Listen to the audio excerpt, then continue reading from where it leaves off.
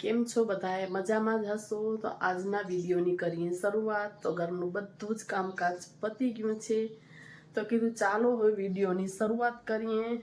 તો કામ તો બધું થઈ ગયું છે પણ કરવાની છે રસોઈની તૈયારી। તો રસોઈમાં આજે રસોઈમાં હું બનાવવાની છું શાક ભાત રોટલી અને સાથે બનાવવાની છું પેનકેક। તો મેં વિચાર્યું કે ચાલો રેસીપી શેર કરું પેનકેક। તો આ કેળા છે એ બહુ જ પોચા થઈ ગયા છે, તમે જોઈ શકો છો। તો ફેંકવા એના કરતાં મેં કીધું કાંઈક એનો યુઝ કરું તો મેં આને રાખી દીધા હતા ફ્રીઝમાં, એટલે કે ખરાબ ન થાય, વાસ ના આવે। તો હવે આ કેળાને આપણે યુઝ કરશું। ફ્રીજમાંથી હું કામ કરતી હતી ત્યારે સવાર મેં બહાર કાઢીને મૂકી દીધા હતા, એટલે હવે આપણે પેનકેક બનાવશું। અને આજે બનાવવાના છે છોલે, તો એ પણ પલાળી લીધા છે। તો રાત્રે જ એને પલાળી નાખ્યા હતા, અહીંયા પણ પલાળી લીધા છે। તો પેનકેકમાં જે વસ્તુ જોઈએ એ મેં અહીંયા રાખી દીધી છે। તમને લોકોને દેખાડું કે કેટલી વસ્તુ જોશે, બહુ બધી તો નહીં જોઈએ, બસ થોડીક વસ્તુથી જ પેનકેક મસ્ત મજાના સોફ્ટ અને પોચા બને છે। તો આટલી વસ્તુ જોશે પેનકેકમાં। આ છે મીઠા સોડા જે ખાવાના આવે છે એ, આ છે ખાંડ, દળેલી ખાંડ હોય તો વધારે સારું, પણ મારી પાસે દળેલી નથી એટલે મેં આખી લીધી છે। અહીંયા છે દૂધ, તમે કોઈ પણ લઈ શકો, મારું ગરમ કરેલું છે। આ છે મધ, આ છે એલચી પાવડર અને આ છે ઘઉંનો લોટ જે મેં આટલી ભરીને 1 ચમચી નાખી દીધી છે। અને આ છે બીજી ચમચી, તો 2 ચમચી અહીંયા લીધો છે ઘઉંનો લોટ। ફ્લેવર માટે ઇલાયચી પાવડર, દૂધ, હની, ખાંડ અને સોડા ચપટીક જ નાખશું આપણે, પણ આટલી વસ્તુમાં મસ્ત મજાના આપણા પેનકેક બનશે।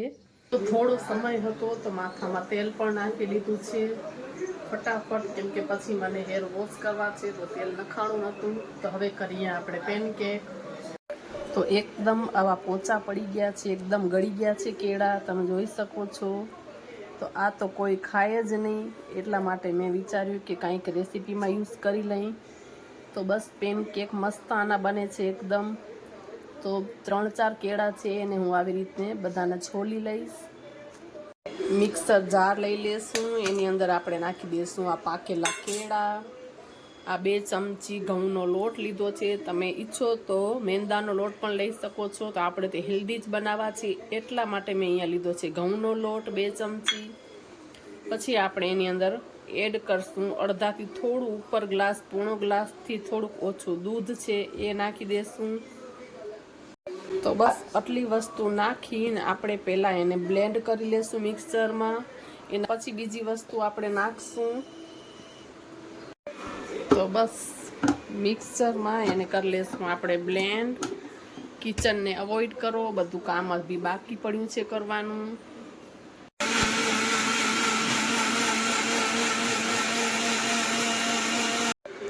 તો આપ જોઈ શકો છો એકદમ સારી રીતે બ્લેન્ડ થઈ ગયું છે। તો આ બેટર છે એ કેટલું આપણે થીક રાખવાનું, કેટલું પતલું રાખવાનું તમને બતાવું હું। તો કંઈક આ ટાઈપનું એનું બેટર રાખવાનું, બહુ ઘાટું નહીં ને બહુ પતલું નહીં। તો સરસ મજાને એકદમ કેળા એની અંદર બ્લેન્ડ થઈ ગયા છે, પાકેલા જતા એટલે અમે કેળા જલ્દી થઈ જાય એકદમ। તો આ બાઉલમાં આપણે કાઢી લેશું બેટરને, એના પછી આની અંદર થોડોક બેકિંગ સોડા નહીં નાખશું, પણ એના પહેલાં આપણે 10 મિનિટ એને રેસ્ટ માટે મૂકી। તો આ 2 ચમચી જેટલી ખાંડ પણ આપણે એને નાખી દઈશું અને સારી રીતે મિક્સ કરી અને પછી આપણે એને 10 મિનિટ માટે રેસ્ટ માટે રાખશું। આગળની પ્રોસેસ પછી કરીએ તો ઢાંકીને રાખી દઈશું 10 મિનિટ માટે રેસ્ટ માટે। આપણે ઓછી નાખશું કેમ કે કેળા પણ મીઠી જ હોય, એટલે ખાંડ હેલ્થ માટે પણ સારી નથી એટલી બધી, એટલે થોડોક આપણે હનીનો ઉપયોગ કરશું। બાકી ઓલરેડી કેળા મીઠા જ હોય એટલે એટલી બધી ખાંડની જરૂરત ના હોય।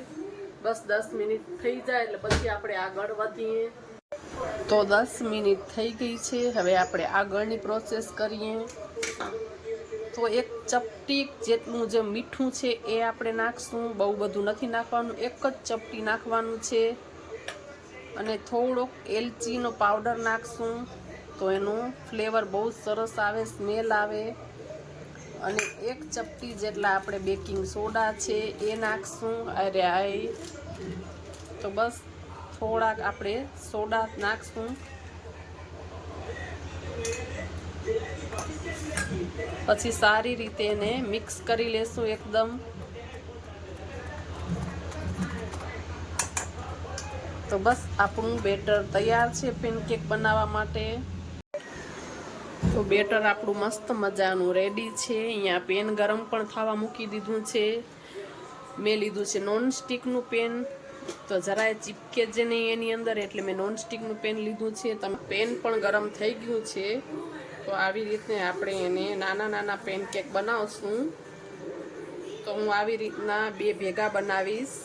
તમે ઈચ્છો તો મોટું પણ એક બનાવી શકો છો, પણ હું આવી રીતે નાના નાના બનાવીશ. હવે આપણે એને સારી રીતે પાકવા દેશું. ઉપરથી જ્યારે બબલ્સ ના આવી જાય ત્યાં સુધી એને બિલકુલ અડવાનું નથી. એની રીતે જ ઉપર બબલ્સ આવી જશે પછી આપણે એને પલટાવશું. અને થોડુંક આપણે આવી રીતના ઘી નાખશું, તો એની પણ મસ્ત એકદમ સુગંધ આવે છે. બહુ બધું નહીં, પણ થોડુંક જ આવી રીતે નાખી દેશું એટલે એનો ફ્લેવર મસ્ત આવશે ઘીનું. તો ઉપરથી આવી રીતે બબલ્સ આવી જશે પછી જ તમને ઉથલાવાનું. તકડ ન કરવાની. મેં જલ્દી તકડ કરી તો તમે જોઈ શકો છો એક તૂટી ગયું. તો ઉપર આવી રીતે બબલ્સ આવે પછી જ એને ઉથલાવાના. તો ઇઝીલી એકદમ નીચેથી બિલકુલ પણ ચીપકશે નહીં અને ઉથલી જશે.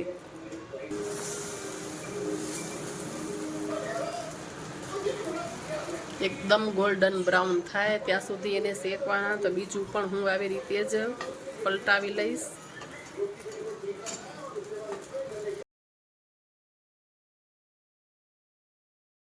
પણ આપણે મધ એના ઉપર પણ મધ નાખશું. મજાના પેનકેક બનીને તૈયાર છે અને એકદમ સોફ્ટ બન્યા છે. ખાવામાં બહુ જ સરસ લાગે છે. અને બીજા પણ હું આવી રીતે જ બનાવી લઉં હવે. તો રેસીપી તમને સારી લાગી હોય તો જરૂરથી વિડીયોને લાઇક, શેર અને સબસ્ક્રાઈબ કરજો. ચાલો બીજા પેનકેક પણ બનાવી લઉં. તમને જો મજા આવે તો ઉપરથી તમે ખાંડ પણ પીસેલી નાખી શકો છો. ખાવામાં બહુ જ સરસ લાગે છે. તો આપી દઉં મારા છોકરાને ગરમા ગરમ, અને બીજા પણ બનાવી લઉં.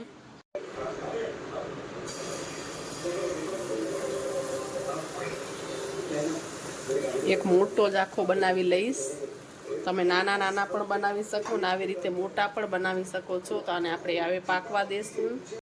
તો બસ આવી રીતે થોડાક ડ્રોપ્સ આપણે ઘીના નાખશું તો ફ્લેવર બહુ જ સરસ લાગે છે.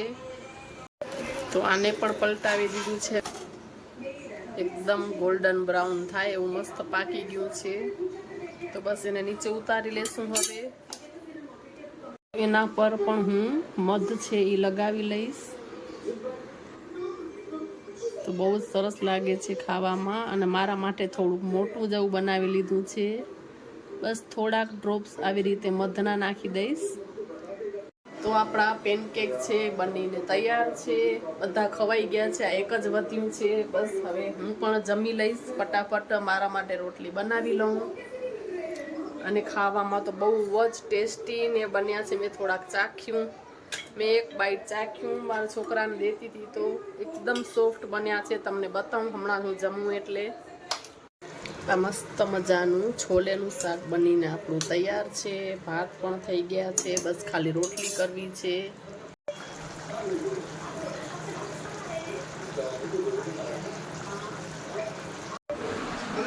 તો આ છે છોલેનું શાક, ભાત, 2 રોટલી ને આ પેનકેક. 1 ગ્લાસ છાશનું ને દહીં ખાશું થોડુંક ભાત સાથે. તો આમાં છે દહીં.